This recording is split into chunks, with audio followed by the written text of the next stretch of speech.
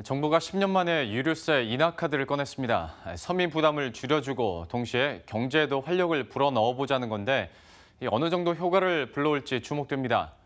당장 정유업계는 수요가 늘면서 수혜를 볼 것으로 예상되지만 또 한편으로는 기름값 인하 압박이 밀려오는 건 아닌지 우려하고 있는데요.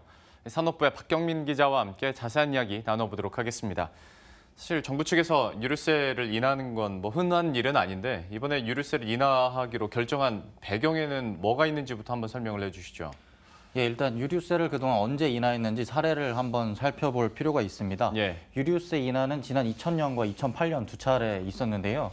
2000년에는 1999년 IMF 외환 위기의 여파가 있어서 경제가 급격히 위축이 됐었고요. 2008년에는 글로벌 금융위기가 있었고 국제유가도 배럴당 $100를 넘게 상승을 했었습니다. 올해도 국제유가가 배럴당 $80를 돌파하고 있고요. 국내 휘발유 가격도 15주 연속으로 상승하는 등 부담이 늘고 있는 상황입니다.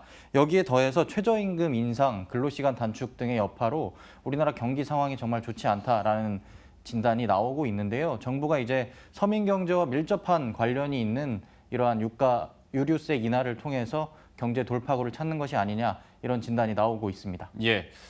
아직 확정된 건 없습니다만은 이르면 다음 달부터 한 10% 정도 인하하는 것으로 지금 얘기가 나오고 있는데 아마 많은 분들이 그러면 내가 주유소에서 얼마나 할인받을 수 있느냐라는 걸 궁금해하실 것 같습니다. 좀 통계가 어떻게 나옵니까?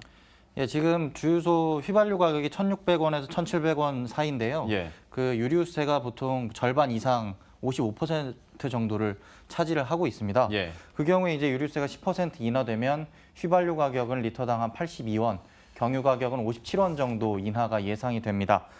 정유사는 정부안이 확정이 되면 곧바로 이제 그 유류의 공급 가격을 낮춰서 서민 부담을 덜어준다라는 이런 방침을 밝히고 있습니다.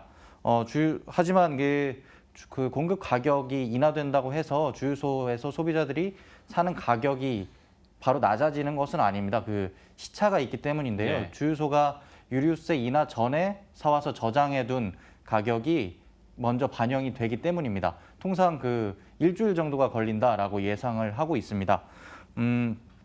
소비자들이 인하 효과를 누리는 데는 조금 시간은 걸리겠지만요. 그 인하에 따른 혜택은 충분히 예상이 됩니다. 특히 이제 소상공인이나 중소기업 그리고 이제 아무래도 유가에 영향을 많이 받는 서민들 이런 분들이 확실히 그 혜택을 받을 것으로 예상이 되고 있습니다. 이렇게 되면 아무래도 수요가 늘어날 수 있고 하다 보면 정유업계는 호재로 작용할 수도 있는 부분인데 그런데 정유업계 내에서는 그렇게 마음 놓고 웃지만은 못하고 있다라는 얘기를 들었거든요. 지금 상황이 어떻습니까?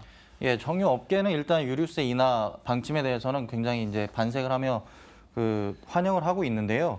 사실 제품 가격이 떨어지면 석유 제품 수요가 늘어나는 것은 자명한 사실이고 미중 무역 분쟁으로 사실 우리나라 정유사들은 수출이 주력인데 그런 불확실성들이 커지고 있는 상황이기 때문에 내수 시장이 어떤 그러한 그 위험성을 완화시켜 줄 수 있다, 상쇄할 수 있다 이런 기대를 하고 있는 것도 사실입니다.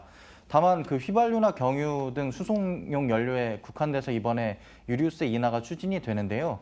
이거는 이제 쓸 사람들이 기름값이 너무 비싸다고 해서 쓰지 않는 것도 아니고 안 쓰는 분들이 기름값이 싸졌다고 해서 갑자기 이제 그 자동차 사용을 늘리는 것, 그러니까 소위 말해서 가격 탄력성이 이렇게 큰 그 사안은 아니기 때문에 그 실적 개선 효과, 그러니까 매출은 좀 늘어나도 영업이익이 실질적으로 늘어나는 효과는 적을 것이다라고 정유업계는 예상을 하고 있습니다.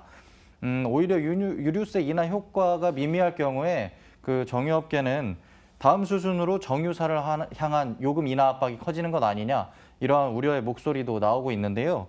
SK이노베이션과 GS칼텍스, S-오일 그리고 현대오일뱅크 등 국내 정유사는 올해 상반기 연결 기준으로 합산 영업이익이 약 3조 6,819억 원입니다.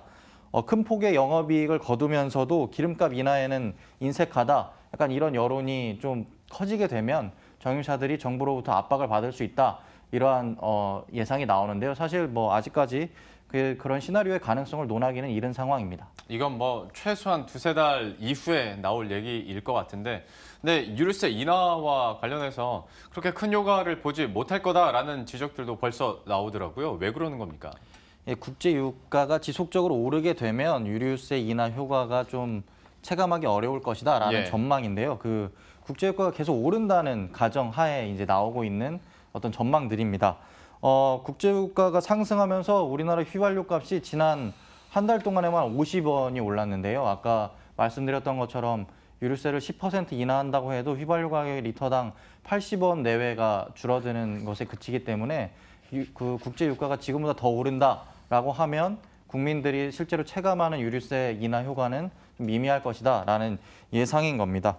다만 오늘 그 사우디아라비아가 원유를 증산하겠다라는 네. 의사를 밝혔거든요. 그러면서 이제 유가가 좀 안정세를 찾을 것으로 예상이 되면서 유류세 인하 이번에 정부가 밝힌 게 충분히 효과를 볼 수 있을 것이다라는 전망도 나옵니다. 유가 상황에 따라서 유류세 인하 효과가 별로 거둬지지 않을 수도 있다라는 얘기가 나오다 보니까 그럼 이참에 유류세 체계를 좀 개편하자라는 목소리도 있더라고요. 이건 좀 구체적으로 어떤 말들이 나오고 있습니까? 그러니까 일회성 그리고 뭐 생색내기식의 유류세 인하보다는 예. 좀 이제 경제 상황에 따라서 유류세가 좀 유기적으로 조정이 돼야 되는 것 아니냐라는 지적은 예전부터 조금씩 있어 왔습니다. 국제유가가 일정 가격을 넘어서게 되면 휘발유나 경유에 이제 부과되는 유류세를 좀 조정을 해서 그 국민들의 부담을 덜어주자라는 취지입니다. 정부는 하지만 그동안 이제 대기 오염 문제, 그 유류에 이제 부과되는 세금을 너무 낮추게 되면 자동차 운행량이 늘어나서 대기 오염이 심해질 것이다라는 우려와 함께 또 이제 세수가 감소되는 문제, 그 어떤 그런 것들 종합적인 검토가 필요하다면서 유류세 인하에 대해서는 약간 좀 그 난색을 표해 왔습니다.